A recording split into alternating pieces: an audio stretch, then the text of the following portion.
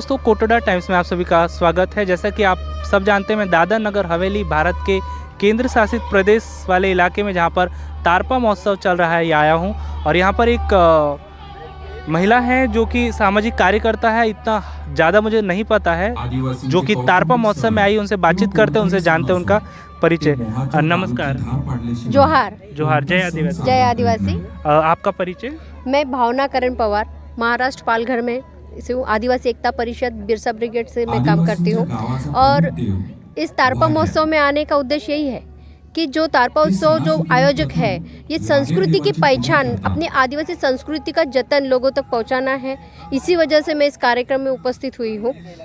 और उद्देश्य यही है कि समाज को अगर बचाना है, आदिवासी समाज को, देश को पूरे बचाना है, तो आदिवासी संस्कृति का जतन होना ही चाहिए, उसको जतन बचाना ही पड़ेगा। साथ में जब तक हमारे लोग अपनी संस्कृति को नहीं पहचानेंगे तो समाज के लिए एकत्रित नहीं होंगे। इसी वजह से हमारा जो प्रयास है वो है निसर्ग पूजक आदिवासियों को एक जगह पे लाना, युवाओं को समझाना कि राजनीति से ज़्यादा अभी हमें ज़रूरत है समाज कार्य की। जब तक हम समाज को इकट्ठा नहीं कर सकते तो हम ना राजनीति में सफल हो पाएंगे, ना समाज का कार्य में सफल होंगे। भारत के आदिवासियों का जो काम करने का जो तरीका है, जैसे देश आज़ाद होने के बाद में आदिवासी में समझ में आया कि आदिवासी देश का मालिक है, तो अलग अलग पद्धति से काम होने लगा।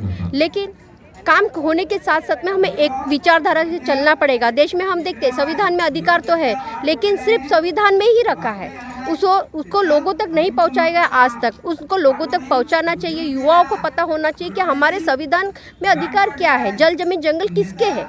ये उद्देश्य हमारे लोगों में हमें पहुंचाना है, यही बस कार्यक्रम का। तो भावना जी, जैसा कि बहुत सारे युवा जो है अब धीरे धीरे आदिवासियत को समझने लगे हैं, लेकिन फिर भी उनकी जो लड़ाई है वो युवाओं के साथ भी है और जो ज़्यादा एज वाले लोग हैं उनके साथ है, क्योंकि वो कहीं ना कहीं अन्य किसी चीज़ को मानने लगे कि हम आदिवासी तो है, लेकिन इसके साथ साथ इस धर्म के साथ भी जुड़े हुए हैं। तो उस वजह से लड़ाई बहुत ज़्यादा रहती है।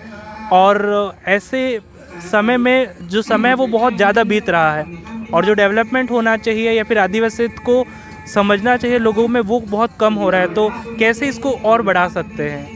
देखिए, सबसे पहली बात, आदिवासी समाज ये मातृसत्ता समाज है। हमारा बच्चा, हमारे समाज में क्या हो रहा है, शिक्षा के लिए हमारा बच्चा एक माँ से दूर जा रहा है, यानी संस्कृति से दूर जा रहा है। पहली बात तो समाज में महिलाओं को जागरूक करना पड़ेगा। महिलाएं अगर अपनी समस्याएं समाज को समझती, संस्कृति को समझती, तो उसके पेट से पैदा होने वाला बच्चा, उसको 60 साल के बाद में हमें समझाने की ज़रूरत नहीं है। वो जब बच्चा है और 60 साल तक वो अपने समाज की रक्षा कर सकता है। इसी वजह से अगर हमें किसी को समझाना है तो महिलाओं को समझाना पड़ेगा। महिलाएं समझेगी तो समाज आपो आप सुधर जाएगा, उसके लिए हमें किसी की ज़रूरत नहीं पड़ेगी। देखा ये गया है कि महिलाएं भी अब आगे आ रही हैं, लेकिन बहुत कम दिख रही है। तो इसको लेकर क्या कहेंगे?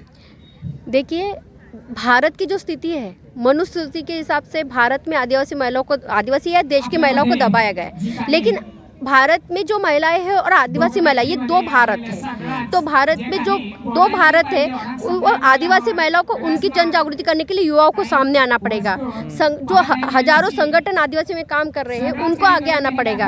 अगर हमें लगता है कि हमने जल्दी काम करना चाहिए तो महिलाओं को जागरूक करना पड़ेगा, युवाओं को जागरूक करना पड़ेगा। यही एक प्रयास है। हमें गाँव-गाँव में जाकर, हमें शहर में नहीं, हमें दिल्ली में नहीं, हमारे गांव को सुरक्षित करना पड़ेगा। गांव सुरक्षित तो दिल्ली सुरक्षित होगा। इसलिए हमें अपने जो युवाओं को कदम कर बढ़ाना है वो गांव की ओर बढ़ाना पड़ेगा, तभी हमारी संस्कृति समझेगी। सही संस्कृति जो किताबों में लिखी नहीं रहेगी, वो सही में वो एक आदिवासियत रहेगी। यही मैं बोलूँगी, सारे देश के आदिवासी युवा जो जागरूक है, मैं उनसे विनती करती हूँ कि अपने गांव की ओर कदम बढ़ाएं, अपने गांव को सुरक्षित करें, जल जमीन जंगल के लिए लड़े। इतना ही मैं उनको संदेश देना चाहूँगी। जैसे कि आदिवासी संस्कृति को बचाने को लेकर कैसे कार्यक्रम ऑर्गेनाइज होने चाहिए, जिसके जरिए खुद लोग भी जाने, युवा भी जाने और पूरा देश भी जाने?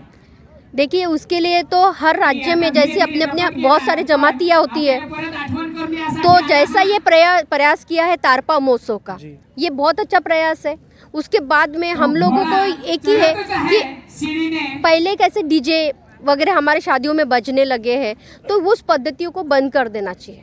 उस पर जो हमारी पुरानी परंपरा है हमारे लोगों से पता होना चाहिए, करना चाहिए और वो परंपराएं उस हिसाब से करनी चाहिए। आजकल शादियों में बहुत सारा पैसा खर्च हो रहा है, वो पैसे को बचाकर हमें सही दिशा में अपने गोटुल, हमारे पहले आदिवासी सभ्यता में गोटुल हुआ करता था, हर बहुत सारी शिक्षाएं हुई करती थी, संस्थाएं हुआ करती थी, वैसी संस्थाएं फिर से वापस लानी पड़ेगी और वही एक प्रयास है संस्कृति को बचाने का, उसके उपलक्ष्य कोई नहीं बच सकता। बहुत बहुत धन्यवाद। और बहुत सारे दर्शक लोग सुन रहे हैं, उन्हें आप तारपा महोत्सव को लेकर क्या मैसेज देना चाहेंगे? तारपा महोत्सव बहुत अच्छा तरह से हो रहा है। एक ऐसा भी प्रयास हुआ है यहाँ पे महाराष्ट्र, गुजरात और दादरा नगर हवेली के सारे लोग इकट्ठा हुए हैं। ये प्रयास ऐसे ही बढ़ना चाहिए और मैं दादरा नगर हवेली केंद्र शासित प्रदेश को, मैं यहाँ के आदिवासी को विनती करना चाहती हूँ कि इसको सहयोग करें।